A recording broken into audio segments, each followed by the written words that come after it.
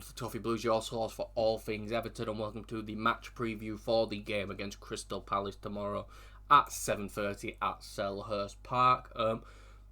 Coming off a very positive result, the 2-2 draw against Liverpool, but also Crystal Palace are in very good form. I did mention this in the starting 11 show as well. Both teams in very good form. Crystal Palace have only lost 1 in the last 5, so have we. But Palace have got 4 wins surrounding that. We've got 3 wins and a draw against Liverpool. Palace is an interesting one because all their wins have actually been 2-0 wins away from home. Doncaster, Man United, West Ham and Leicester, all 2-0 wins away from home.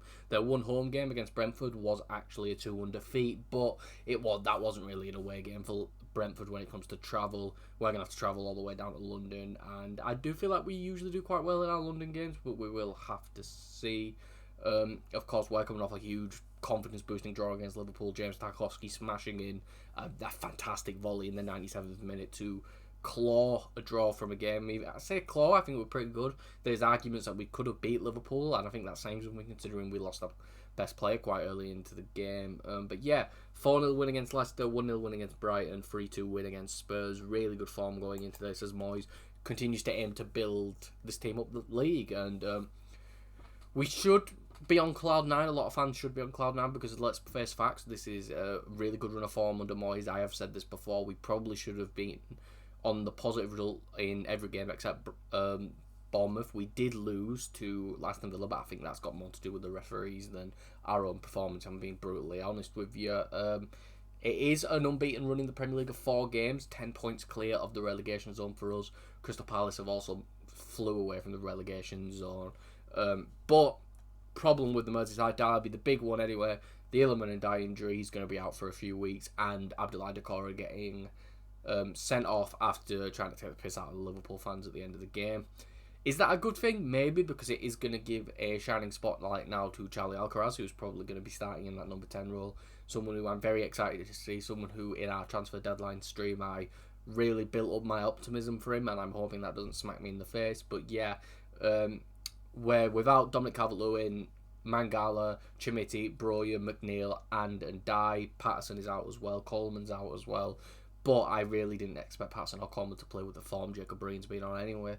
So it's one of those where it's a positive for us that we've still got someone like O'Brien, I guess. There's not really many positives to talk about when it comes to the injury situation. But David Moyes did insist in his press conference today that the fans need to be in a good mood. His exact quotes was, over recent years, everyone has brought Everton back down to earth. Why don't we try and keep Everton high for a while? Isn't it nice that everything's positive for a change? I have to make sure we're ready. We're not that good at that everything's going to be rosy, but I'll try to keep upbeat as much as I can and see if I can change the whole feeling around Everton as much as we can. We've got new owners. We want to try and see if we can build the club up again. And that's how the quote ends. Moyes telling the fans that it's time to maybe be a bit more positive, and I do think he's right. I think getting a win over Palace would be huge. Palace are in a really good situation as well, but I think for us specifically, it's one of those where it makes 13 points sounds a lot better than 10, which is still saying something, but I don't think we're close to probably getting relegated now, to be honest with you. But I do think getting that all-important win against Crystal Palace away from home, a team that are around us in the league, a very good team as well, that also have ambitions under Oliver Glasner. Difficult start for them, but similarly to how we've been under Moyes, Glasner's been able to turn it around, and now they're on fire. So it's one of those where we'll have to see. Glasner does expect that Eze, Sarr and Nketiah will all be back after missing out the game against Doncaster. And he said, we travel to Doncaster with 16 outfield players. We will need everyone to be successful until the end of the season. I think it's one of those where no surprise really. I do think this might be a battle of the strikers, Mateta versus Beto. But yeah, I think it's one where I feel like a lot of the stuff to talk about is based on past games. If you want some insights, this is all on FootMob if you want to see this yourself. Crystal Palace have scored 9 goals in their last 5 matches, with Ismaila Sarr creating the most chances and also having the most shot on target per game, with 10 big chances created and in those last 5 matches and 1.1 shots on target per game. We're around a similar number with 10 goals in our last 5 matches, and that we actually haven't lost to Crystal Palace in our last 8 meetings, with 5 wins and 3 draws, and with Beto having the most shots on target per match for Everton at 1.5. So I think it's an interesting one with that. the numbers look very skewed, and I feel like whenever we have these big runs against teams like Palace where we haven't lost in a while, it's a bit of a jinx, and I feel like Palace are in such good form that I definitely think they can catch us. But it's hard to really to rule this team out, to be honest with you. I think it's really hard to go and say this team can't get the job done, this team can't do what they need to do, because I think they've shown that even in the toughest of scenarios, really, besides the Bournemouth game, they've come out and excelled. Brighton looked comfortable. Spurs, until the last 20 minutes and when Michael Keane came on, looked comfortable. Leicester dominated. Liverpool probably should have won. Aston Villa probably should have won.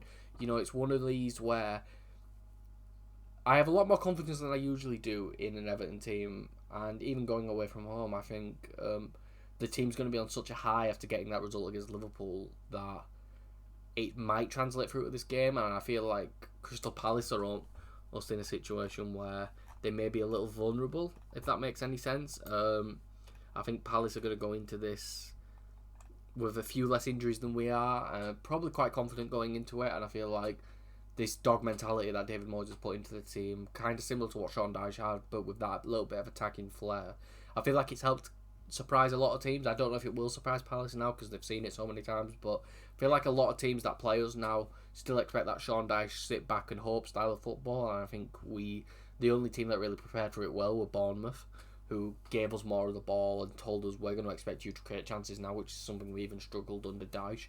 When we were given the ball, we're much better on the counter. But it's one of those where I feel like the team has been underestimated a lot in these past few games, and they've been able to show that no, we are a lot better than what a lot of people thought, and it has let us catch teams. Will that happen with Crystal Palace? I'm not so certain. Oliver Glasner's a smart manager, one of those tacticians who really looks into everything. Crystal Palace are the favourites with a 50%. This is according to opt-to-win probability. Again, thank you to Footmob for all the stuff on the website that makes it a lot easier to say this. Their opt-to-win probability is 50%, and I actually said we were good in London. I feel like that's a past thing, because in the past 7 games we are actually really bad, winless in our last 7 games, drawn 3, lost 4, scoring just 2 goals in this run. So if anyone has just tried to correct me in the comments, I found that out myself. Yeah, so I'm now a lot less confident than I was originally. Crystal Palace are quite comfortable favourites, even on the betting odds. So yeah, it doesn't really surprise me. But my thoughts, I feel like a 1-1 draw. I feel like a 1-1 draw, just it sounds right in my head, and I'm going to say goals from Ismail Assar. It just written in the stars because of how long he's been linked to us and how much we've wanted him before. And then I think Beto's going to have another goal to his tally, and he's been in fantastic form, and I think he's going to keep that going. It's going to end 1-1. Still a really good result, I think, to go to Palace and draw the game. And yeah, we'll still be unbeaten in the Premier League since the Villa game. So if we do get this 1-1, I believe it'll be 5 games in the Premier League unbeaten, which is really good. And then going into a tough game against Manchester United. So yeah, we'll have to see how that goes. But that is all for this video. If you did enjoy, please make sure to like and subscribe. Follow us on Twitter at Everton Newsfeed, and follow me on Twitter at Callum Brannan3. And I'll see you all for the next video and or live stream that I am on.